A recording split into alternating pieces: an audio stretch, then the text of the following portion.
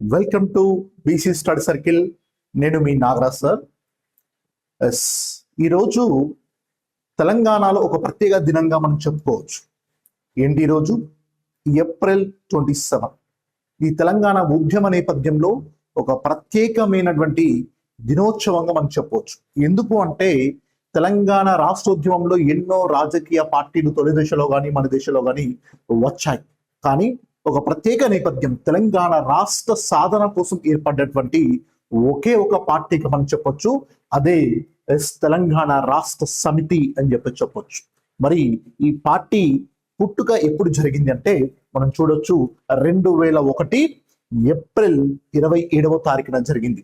2001 April 27వ తారీఖున ఈ TRS Telangana రాష్ట్ర సమితిని మరి కల్వకుంట్ల చంద్రశేఖరరావు గారు దీన్ని స్థాపించడం జరిగింది. మరి ఈ యొక్క పార్టీ యొక్క స్థాపన అనేది ఎక్కడ జరిగింది?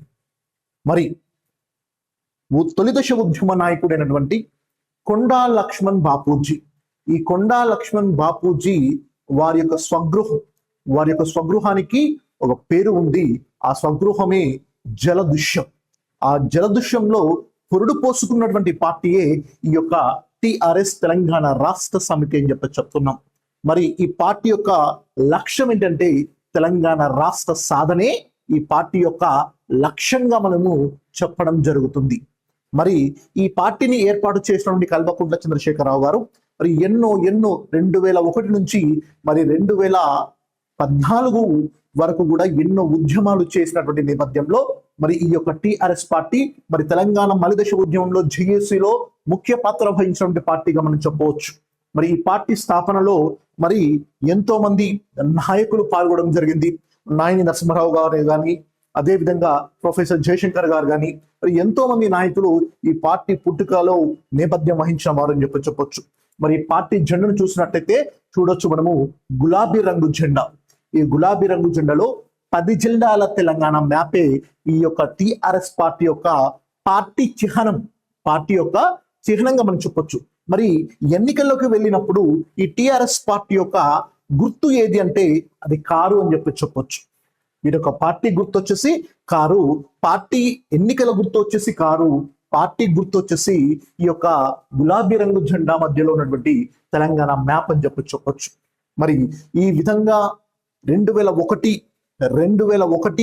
ఏప్రిల్ 27న ఏర్పాటు చేయబడినటువంటి ఈ పార్టీ ఎన్నో ఉద్యమాలు చేస్తూ చివరిగా 2023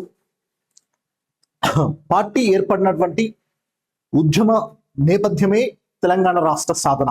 మరి 2014 జూన్ 2న తెలంగాణ రాష్ట్రం ఏర్పడడంతో తొలి ముఖ్యమంత్రిగా కావడం జరిగింది. మరి ప్రభుత్వాన్ని ఏర్పాటు చేసినటువంటి పార్టీ ఈ టిఆర్ఎస్ పార్టీ అని చెప్తున్నాం. మరి 2 సార్లు ముఖ్యమంత్రిగా పనిచేసి 2 సార్లు ప్రభుత్వాన్ని నిలబెట్టినటువంటి పార్టీ ఈ టిఆర్ఎస్ పార్టీ. మరి 2023 ఎన్నికల్లోకి వెళ్లే సమయంలో ఈ పార్టీ టిఆర్ఎస్ తెలంగాణ రాష్ట్ర సమితిగా ఉన్నటువంటి ఈ పార్టీ తన పార్టీ పేరును మార్పు చేయడం జరిగింది. బిఆర్ఎస్ భారత రాష్ట్ర సమితిగా ఇది ఏర్పడడం జరిగింది. ఇది తెలంగాణ నేపథ్యంలో ఏర్పడినటువంటి ఒక ముఖ్యమైన పార్టీగా ఎన్నో కార్యక్రమాలను చేయడం జరిగింది. ఇదంతా కూడా మనము ముందుగా చర్చించుకుందాం. ఎస్.